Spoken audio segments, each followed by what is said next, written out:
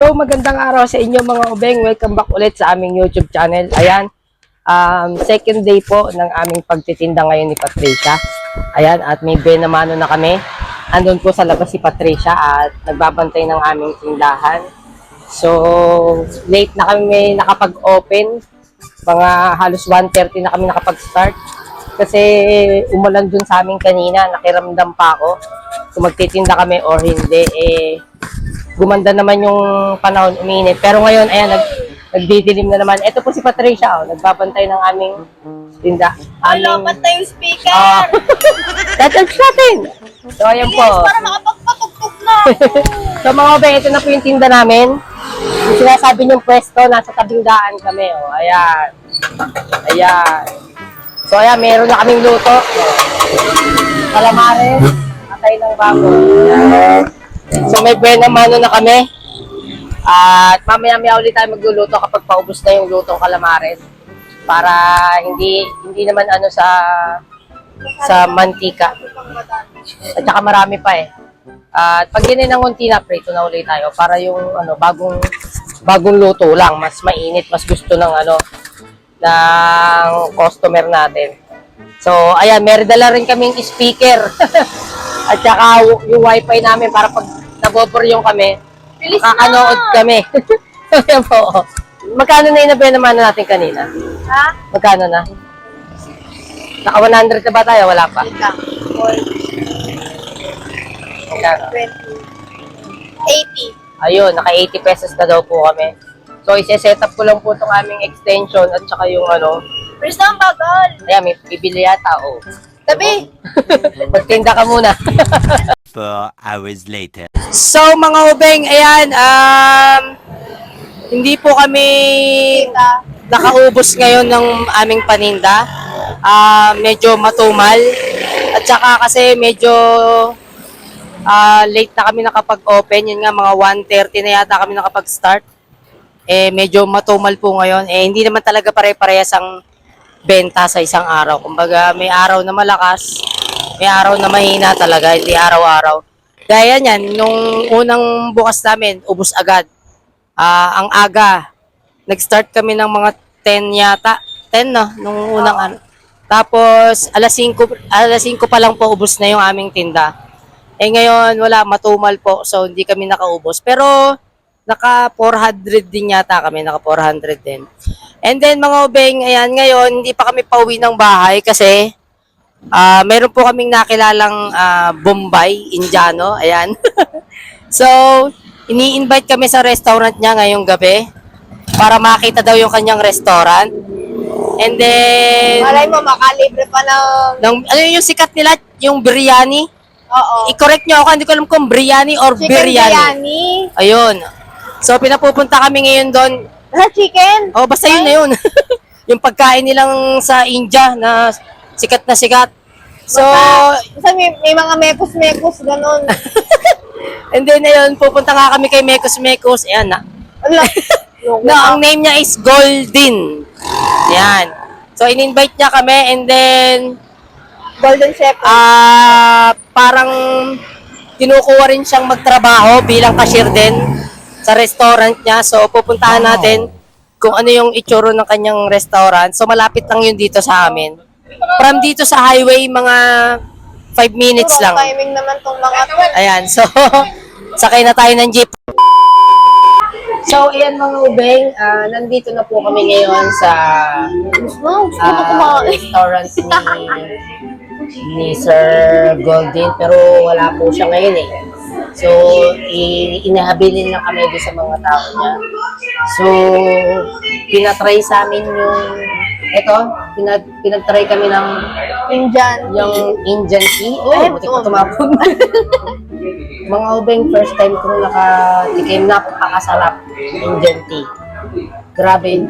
Comment down below mga ubeng kung sino yung mga nanggaling na ng bansang Saudi. Sigurado mga nakainom na kayo nito. And kagandahan dito mga ubeng is herbal. Herbal siya. Napakasarap, promise. Mukhang hahanap-hanapin ko. Ang sarap. Mukhang hahanap-hanapin ko tong Indian tea ko. Ang sarap. Napakasarap. Uy, ang sarap nito. Oh, grabe. And then, Ayan, hindi na makapaghintay po Patricia mo. Then, pinatry na sa amin yung kanilang bestseller na chicken biryani. Sarap. Ayan po. Nakikita nyo naman, oh. Hindi na ako inintay. So, ayan. Pinatikim sa amin yung kanilang special na chicken biryani na Lasang chicken curry na. full yata to. Full, kasi ang order nila dito is half and full. So, yung binigay sa amin is full. Ayan. So, ayun ang laman niya. Of course, syempre, chicken. And then, may toppings na pipino and ang galing yung kanin, mga bing, ano, magkahalo siya na orange and dilaw. Then, yan, sige, ako. First time ko pong kakain ito, so, ang dami nakapagsasabi sa amin na napakasarap daw nito. So, dito to, kaya na, bulol na ako. Napakasarap daw nito kasi nga, sikat na sikat to sa India. Kahit dito yata sa Pilipinas, yung mga may restaurant na ganito, ito yung laging ino-order. So, tikman na natin mga bing. This is my first time, so... Sarap, grabe. Yung si Patricia, sarap na sarap. Yung ibig sabihin, the best nga siya. Sayang lang, wala si yung may-ari, si Sir Golden, sayang. Para sana may interview namin siya kung kailan nag-umpisa kung ano niya. Parang ang sikreto niya nasa kanin eh. Parang nasa kanin pa lang ano. So try muna natin yung kanin muna. Pinaka-kanin. Kanin pa lang po, wala pa yung chicken.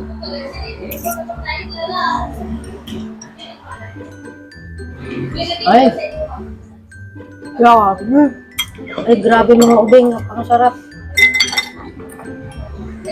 Alam niyo yun na malalasahan mo yung parang luya. Meron nga, luya. At saka yung isa pang luya, yung kulay orange. Yun yung nalalasahan ko eh. Ayan, no? Yun yung nalalasahan ko, luya. And then, kahit parang walang ulam, parang kahit kanin na lang. Kahit kanin lang yung kainin mo is may nalalasahan ka ng ulam. Sarap. Ay, grabe. Panalo mga ubing. Nako.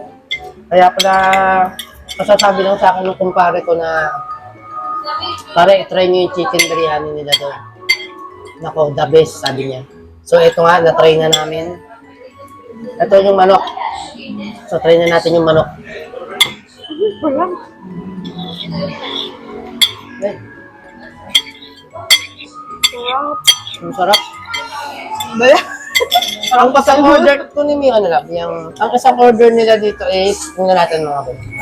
So, yung chicken biryani nila, yung solo, is 179. Yan. Yung solo, yung half is 299. Si Imagine 300 kasi sobrang authentic kasi siya, sobrang sarap. Original from India talaga. Ay, sorry, naharangan ko na si Pat. And then yung full niya is 399. Okay. Almost 400 na. Yung full. So, ito yun, yung inano sa amin. Full yata to. Oh, I think full. Kasi good for 2 na eh. So, 399. So, bali 400 ang isang order ng full chicken biryani. So, ito rin pinaka-bestseller nila dito mga ubing. Hindi na ako magtataka kung bakit hindi naging bestseller kasi napakasarap, promise. Ay, grabe. Wala akong masasabi. Love. Sarap. Grabe, gutom na gutom niya, no? Ang sarap, promise. Picture muna tayo, love. Dali. Hawak yung chicken biryani. Iangat mo yung plato mo. Wala. Dali na. Ang sarap. Okay. Dali na, okay. Come on. 1, 2, 3. Ayan, ang sarap. Ang sarap mga ubing, grabe. Tapos samahan mo pa nung, ito yung Indian tea nila. Yummy. Yung Indian tea nila, pag ininom mo, Tapos, ang mura lang, oh. may malalasahan kang parang konting Manamis-namis siya na... Ang sarap. Hindi ko masabi. Hindi ko ma-explain. Ang sarap. Sarap Yun lang ang gusto kong sabihin. Ang sarap. Grabe. Ganun pala ang pagkain ng mga... Ako, papakain ako dito. Mukhang hindi na ako makakabaon ng pagkain pag nagtrabaho ako dito. So ngayon, pinag-uusapan na rin kasi dapat pag-uusapan namin yung, Oh, yun ako kakain. yung magiging sahod ni Patricia dito. Eh, kaso wala nga si Sir. So pagbalik na lang namin siguro, interviewin namin siya kung kailan nag-umpisa to. Kasi nabanggit niya sa amin, parang dalawa na yata yung branch niya. So, ayan. So, kagabi lang namin siya nakilala. And then, kailangan daw talaga nila ng cashier na Pilipina. So, ang sarap. Nyo, grabe si Patricio. Sarap na sarap. Promise, kahit yung kanin lang yung kainin nyo, ano na siya, parang may kasama ng ulam. Yung nakakauta. Ang sarap. Sarap. Ay, the best. Hindi na ako nakakain ng ganito sa tanan ng buhay ko. Ang sarap. Grabe. Ito pala to. Kasi nakikita ko lang to sa India at saka sa mga may restaurant dito sa Pilipinas na ganito na bestseller lagi yung chicken biryani. Hindi na ako magtataka kung bakit hindi nga yan. Sorry, naulit ko kasi ang sarap talaga. Promise mga ubing. Ay, grabe. Ang sarap ng kanin. Tapos yung hibla ng kanin nila, mga ubing, kung mapansin nyo, hindi, yung, kasi di ba yung sa atin, ang kanin natin, maiiksi. Yung kanila, mahahaba. Ayan o. Mapansin nyo. Ayan o. Mahahaba yung hibla ng kanin nila. Hindi kagaya nung sa atin, maiiksi na matataba. Yung sa kanila, mahahaba.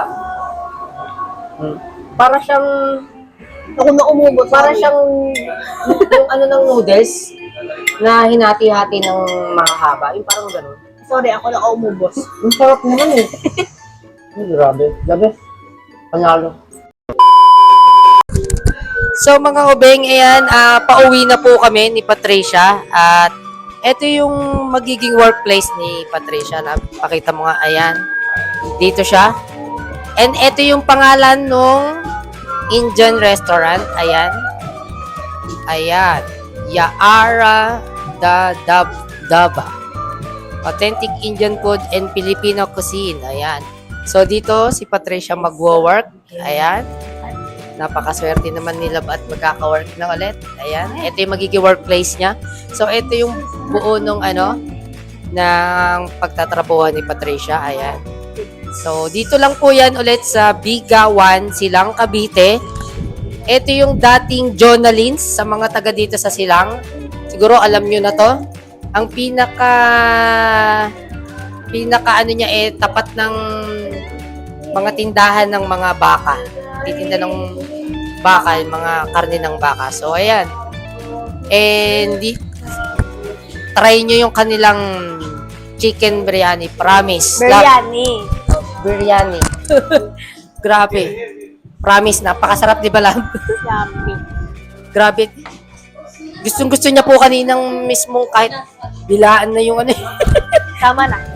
Okay, so mga ubeng, ayan, pauwi na po kami at gabi na at magsasara na rin tong restaurant. So, ayan. Maraming salamat.